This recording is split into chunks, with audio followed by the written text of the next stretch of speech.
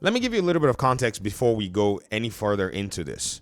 We have a user who claims that the next Xbox hardware, the non-OEM home console, is going to require you to have a subscription for online play.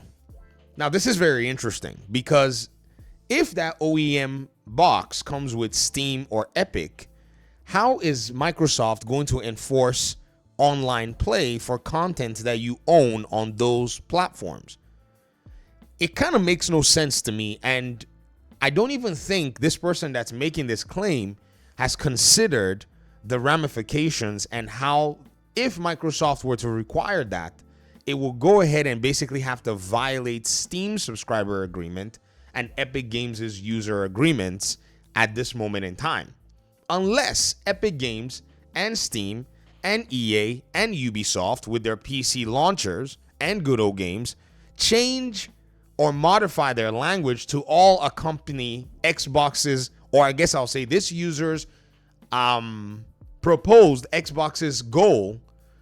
I don't see a legal way forward for this because this is going to be crazy. Number two, it will basically make those Xbox's new consoles dead on arrival.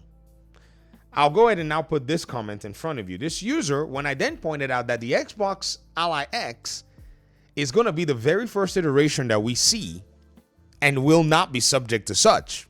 Obviously, everybody knows it's a handheld console PC. But I noticed that people who are making these arguments have to always put the Xbox Ally X in a different corner and say, well, it's different because it doesn't play your native Xbox game, so it's not going to follow all these rules. That is horse manure. It does play your Xbox games that are play anywhere. Just like Steam allows for a translation layer so you can play those games on Proton, Microsoft and Xbox uses similar technology for Xbox 360 to Xbox One and Xbox One games to the Xbox Series. This native talk is technologically unsound in the way that it's been proposed out there. So when you talk about the Xbox Ally X, if Microsoft decided that they wanted to use a translation layer where you can get your games from other Xbox platforms to play on the new Xbox platforms, they're capable of doing that, just as Valve is getting away with it. When you play a game, let's go ahead and kind of set the scales, because a lot of people don't necessarily want to talk about Valve, right? They talk about Xbox, but they don't want to talk about the fact that there is a Valve connection here. Tekken 8. When I click on this version of Tekken 8, it has Windows as the version. If I choose to play Tekken 8 on my Steam Deck, it will translate via Proton layer that would then help my save and progress and the game to still play. This technology is not groundbreaking per se. So if Xbox were to do the same thing, they'd have that capability, and your comments were here, you stated somewhere somehow that, let's go ahead and look at this comment, because I think it's very important that we pay attention to this, that Windows PC, no core required, runs full Epic Steam next-gen first-party Xbox home console equals subsidized. And if that is your, I guess I would say if that is your requirement, that because it's subsidized, they're going to need core for online play, then I have to say you have no idea what you're talking about. And I will be factually correct, because you don't even know what the hardware is going to cost, look like, be manufactured as, or be priced at. Because already with Xbox, you can already access their ecosystem with everything, including a TV. Now, why would they even bother? And if I wanted to argue against your subsidy argument, why would they bother to subsidize hardware? Why? You can literally access almost the entire ecosystem with whatever hardware you have, almost including a PlayStation. What incentive do they have to go ahead and subsidize hardware? That's a very critical question that I think this is not answering. Then you said core required for paid online, and then you said publisher choice regarding playable games listed on third-party storefronts. Publisher choice, right? Now let me go ahead and show you where that actually has a huge gaping hole over here. I told Copilot to crawl through Steam's subscriber agreement. I was looking through them, right? I looked at Ubisoft's, I was looking at Steam's, and I also had it crawl through Epic as well, and then give the explicit language that actually states how PlayStation and Xbox require you to pay online. In the case of Epic and Steam, it's basically legal silence.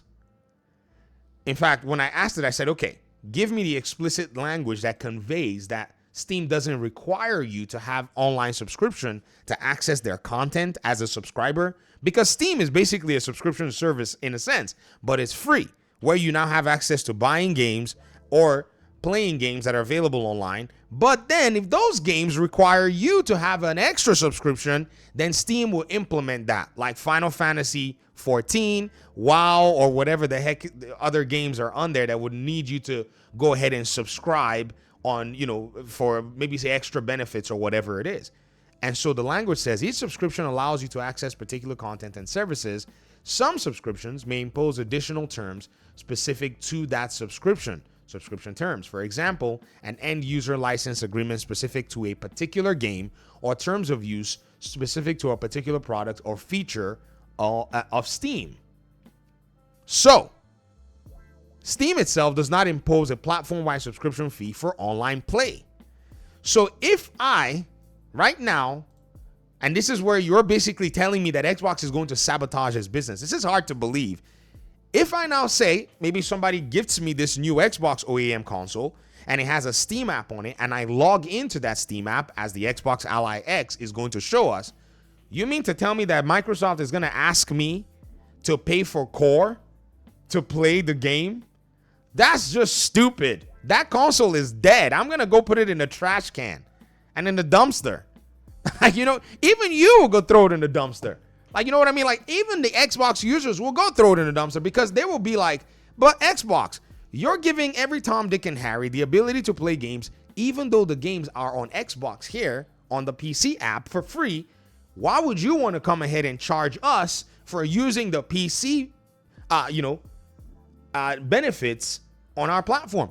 It is absolutely, I would say it's the most contradictory thing that they can do. If they do it, they'll kill that hardware immediately, and everybody will run to AMD Direct and to NVIDIA Direct. Now, why would they do that? Why would a company that's spending $1 billion on Game Pass and stuff, why would they sabotage their own business? It'll be stupid. This service here, called Game Pass by itself, is already valuable. Does that make sense? It's valuable enough. The old traditional consoles, right? The old traditional consoles, the way it's all set up for you to pay to play online and such, well, sure. People who want to play on that can keep doing that. Now, are they going to find a way to keep that 11 million Game Pass Core subscriber, benefit in terms of how you use their console? Perhaps. Maybe they'll, your old console games, maybe if you're playing the console version of your game, right? And it required an online subscription, then that's a subscription you have. I don't know.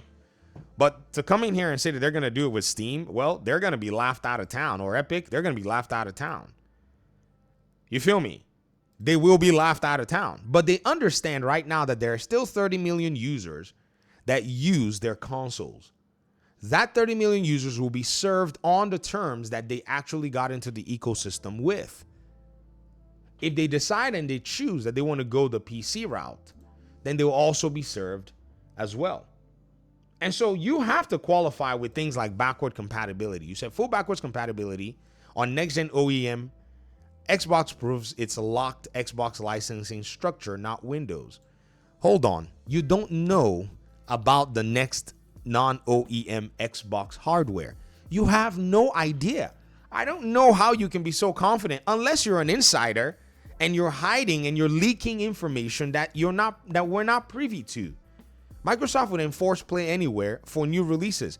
Unless you're an insider, then you're basically, I can't believe anything you say without Microsoft saying that they're going to enforce it.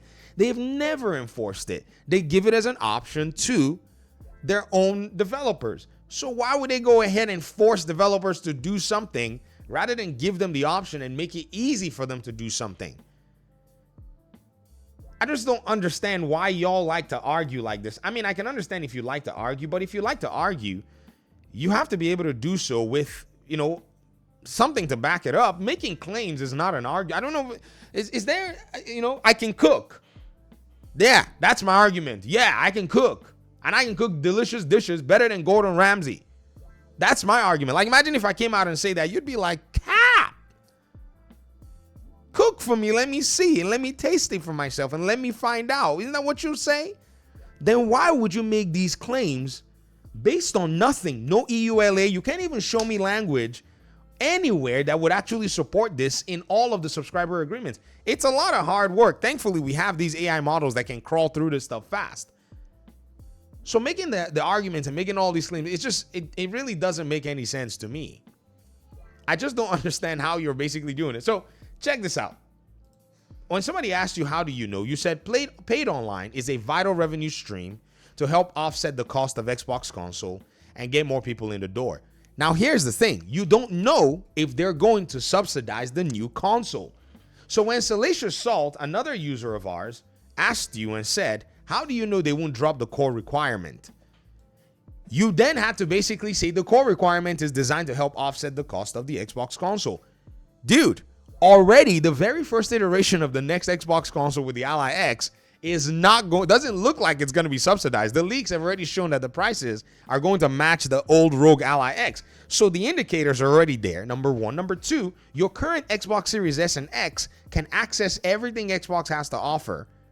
So again, how do you now know that they're going to subsidize the hardware? You don't know.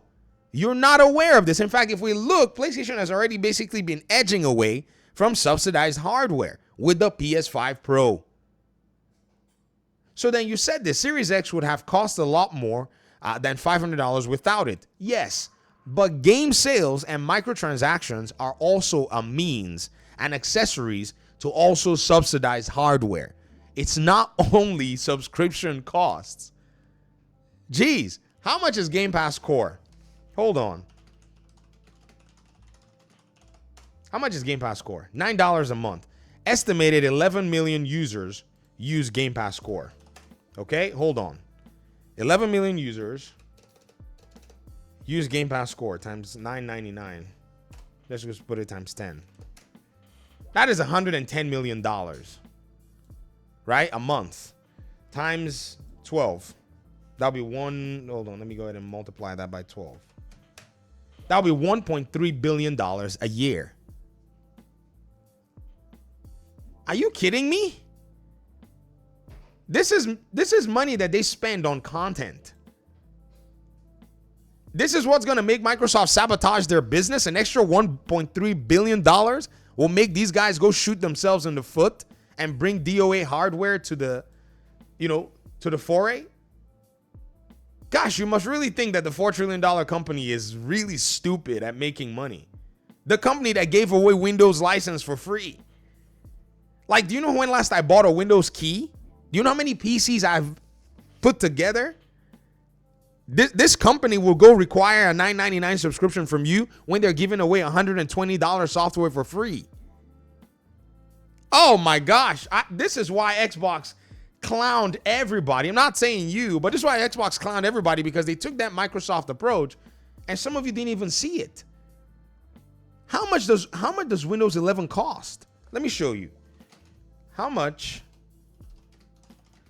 does Windows 11 cost? It's about 120 bucks. 140 bucks. Here it is.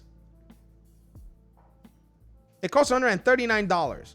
You can download the freaking thing on Microsoft's website for free. Look at it. It's like, oh yeah. Windows 11 home download. Pay $139. Or you just be like, hey, Windows 11 for free. It's right there. They'll just be like, all right, download Windows 11. Literally. I don't know. Man. Okay. Sure. Keep thinking that. All right. Take it with you. Just run with it. I'll leave you. I'll just let you keep thinking that. Sure. Do it. Just say whatever you want to say. At this point in time, if you don't know Microsoft's business model, strategy, proposition, ideology, then I don't think you'll understand what Xbox is pulling off here. I don't think many of you will be able to do it. It doesn't. You guys are you're stressing yourselves and overcomplicating things that need not be complicated. This model of doing business, this particular model, is almost the same way Chick-fil-A was able to pretty much leap over a lot of its competitors. It was giving away free items like crazy. It was just giving away free sandwiches, free everything. They were just doing it. I remember when I was in college, these free Chick-fil-A sandwich cards, they used to be everywhere. Like, you could just be walking and somebody be like, hey, here's a Chick-fil-A free sandwich. And, you'd be traveling. You'd be like, yeah, I got a free sandwich from Chick-fil-A. Before you know, you're a regular Chick-fil-A customer. Because they gave you a $5 at the time, it was around $4 for a Chick-fil-A sandwich years ago, maybe even $3 and change. And now, basically, it's part of your routine. That's how they bodied McDonald's per unit, per store outlet. Have you seen a Chick-fil-A's revenue in one store compared to a Mickey D's? It's insane. And y'all are over here worried about a $9.99 subscription that Microsoft can easily say here, because we know that $1.3 billion loss a year, we're going to translate it into making $5 billion more dollars as more people come into our ecosystem because we provide all these benefits.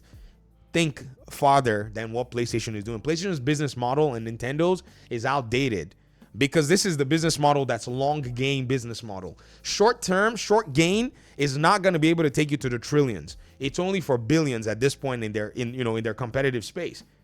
In fact, this is why Xbox has, I'm going to make a separate video on this. Xbox is basically almost caught up with PlayStation, selling way less consoles. How they do it? We'll talk about that in another video. Thanks for watching. Peace out.